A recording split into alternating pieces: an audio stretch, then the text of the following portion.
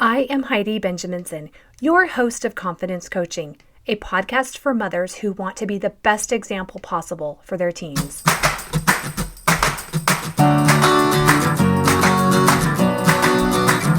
Life isn't a spectator sport. Success comes to those who show up every day with a pocket full of courage, grit, and a little sparkle. I'm glad you're here.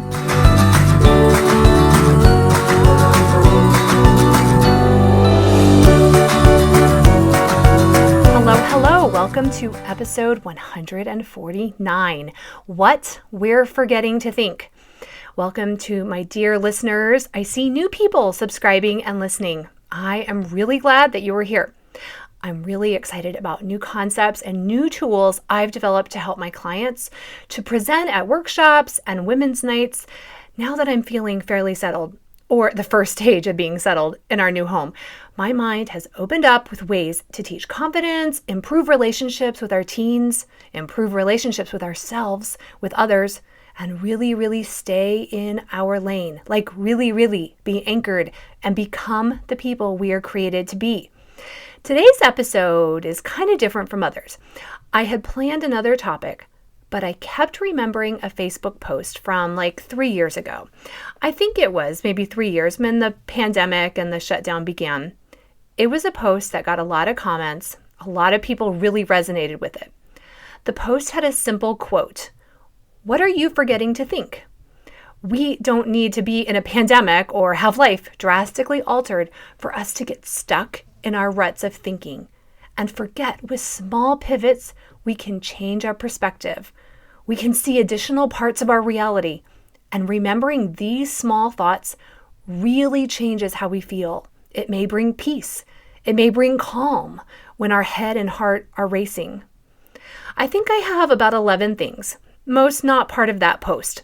11 things that are all over the place. Nothing's really linear or consistent in these thoughts. 11 things that I think we all need reminders to remember on a daily basis. All of them may or may not resonate with you, but listen for the next several minutes and see which new thoughts, which shifts can then shift how you see the world and your family. Okay, the first thing that we keep on forgetting to think is that nothing in this life, nothing today, nothing is permanent. The struggles you're having now, the stage your teen is in, it isn't permanent. My kids all had braces. The pain of the braces and the adjustments were never permanent. The stress of finals, the stress of getting taxes submitted, it isn't permanent. I teach my clients to remember the phrase from the Bible, and it came to pass. Y'all, nothing is here to stay. The insecurity of being a teenager and young adult will pass. I like to zoom out and see where my child is right now on a continuum in their life. I picture them living maybe to 100, and I see the challenges they're in right now being small notches in the beginning of their life. Then I ask, okay, who do I want to be as a mother who sees all of this and knows it will come to pass? They will overcome these challenges. Do I need patience? Do I need faith? Do I need to trust them to keep persevering and trust that they will grow? If we don't like things in our life right now, zoom out and picture how the small actions you're taking right now will grow and build for the future. I walk and go to the gym. Today's actions help me feel better today, and to really know that these actions matter, especially when I want to stay home or sleep in. In order to do that, I have to zoom out and see a sense of the bigger picture. Nothing is permanent. And remember that when we are feeling happiness, when we are feeling joy, all of the wonderful positive emotions, they aren't permanent either. We want to really sit and be present and enjoy them. Okay, the next thing we forget to think is that in today's Western world, vitamin fortified cereal for family dinner one night really is an okay option. Remember, I told you these thoughts were all pretty random. I can clearly remember a night when my kids were younger. I feel like Abby was still a baby or toddler, not really eating cold cereal. The day had been long. I was exhausted, and I lined up the cold cereal on the dining room table, put out bowls and spoons, and said, "This is dinner." I've always felt mealtime as a time to connect, so we did connect over vitamin fortified cereal. It didn't kill them. I needed to release the need to give them vegetables and protein each night. Maybe you can sense that a child needs your attention and you need to remember ice cream must have something to fill your child, and you're going to go out and get ice cream for dinner. It's really okay. I'm not advocating we do this every night, but we have to remember these options exist and it's really okay to lean on them from time to time. Now, the next thing we forget to think is today someone got worse news. Someone today got a cancer diagnosis. Someone today was served divorce papers. Someone today broke a bone. Someone today had a miscarriage, like I had decades ago. I don't say this at all that we should compare and not feel our challenges are actual challenges. There are no suffering Olympics.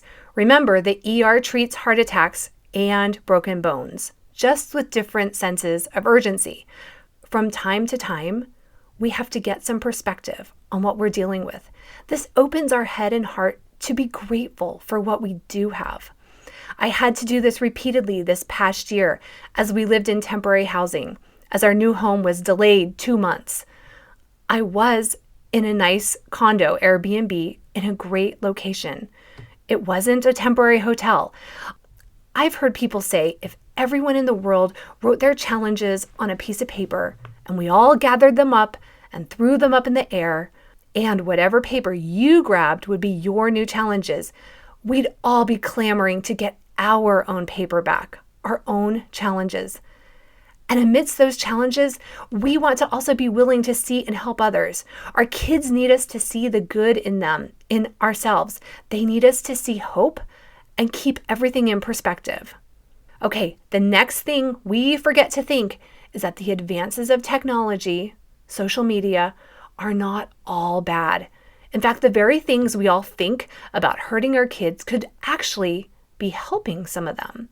Recently, I was with a dear friend who's my age, and somehow I made some comment about how I was grateful that we didn't have social media as teens. Her comment back has really stuck with me. She said, "Oh, I really wish I had had social media. I wish I had had a view and glimpse into other people's lives, into what is possible for me." She said her parents weren't encouraging her or giving her opportunities for her own growth.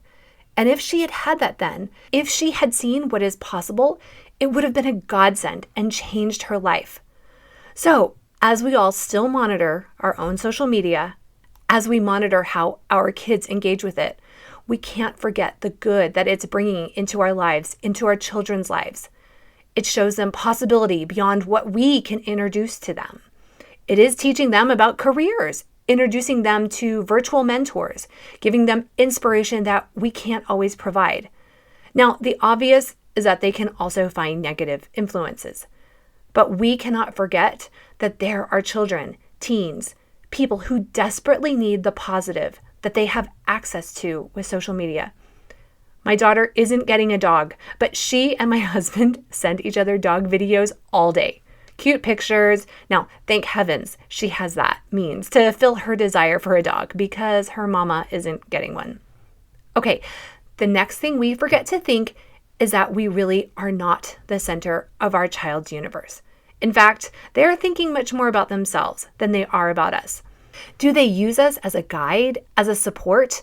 Is our influence very great on them? Yes. But we have to release the pressure we put on ourselves by really seeing the place that we're really at. I've heard psychologists say this, and many years ago, I was having a discussion with a friend about this. She had heard the same, and we were reminding each other that our kids really aren't paying as much attention to us as we think they are, or as our perfectionist brains are making us think they are. Shortly after this discussion with my friend, I got evidence of this truth. One of my sons, he was maybe 11 or 12 years old, he needed to write my name on a paper, and he asked me, "How do you spell your name?" He didn't know how to spell Heidi. He had seen it millions of times. He knew how to spell, and he had been writing for years. He was a smart kid. He had taught his sister to actually spell our last name, but he didn't know how to spell my name, which I'll admit, it is actually spelled wrong a lot when I give it to a cashier. But it made me smile inside, and I called my friend to tell her, "You were right. They really aren't paying as much attention to us as we pressure ourselves to thinking. So lighten up on the pressure you may be applying. Give yourself grace. Allow yourself the space to be improving, becoming, changing. Our kids aren't paying attention to our mistakes, to our cracks and shortcomings as much as we think they are. Now, go ask your preteens if they can spell your name. The next thing we forget to think is that all of the messy dishes, the piles of laundry, the homework papers scattered on the floor in our house, the hundreds of pairs of shoes stacked everywhere, the soccer balls I used to trip on constantly, the need to buy new groceries every other day. This is all evidence of so much good in my life, in your life. When I posted this on Facebook years ago, it was a day that I had heard lacrosse balls hitting the front of my house. My first instinct was to open the front door and glare at my sons. I then caught myself and remembered they are healthy to play a sport. They're playing together. They like each other. They're outside and not inside. I have the resources to buy them lacrosse sticks and balls.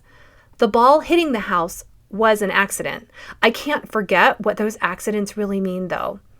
This past Thanksgiving, we had planned for one of our sons to stay at college for the break because he isn't super close. I also thought he had classes the few days before Thanksgiving, and it didn't make sense to fly him to us. But the Saturday night before Thanksgiving, he called me and he said, "Hey, Mom, I'm wondering if I can fly home. I don't have classes next week." He and I started researching and also decided that we would surprise his dad and brother with him flying to us the very next day. We did all the quick research to see if we could get a flight that was just medium expensive. He could get a bus to the airport, and we realized we could make it work. So we did.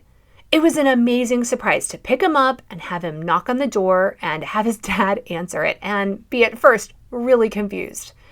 It cost a fair amount of money for the flight, for him to get a ride back from the airport to his dorm. And I remembered this is evidence that he wants to be with his family. This is evidence he loves us. He misses us. I never want to forget, even when it means changing plans or paying for things last minute. Okay, another thing we often forget is that someone today really needs our smile.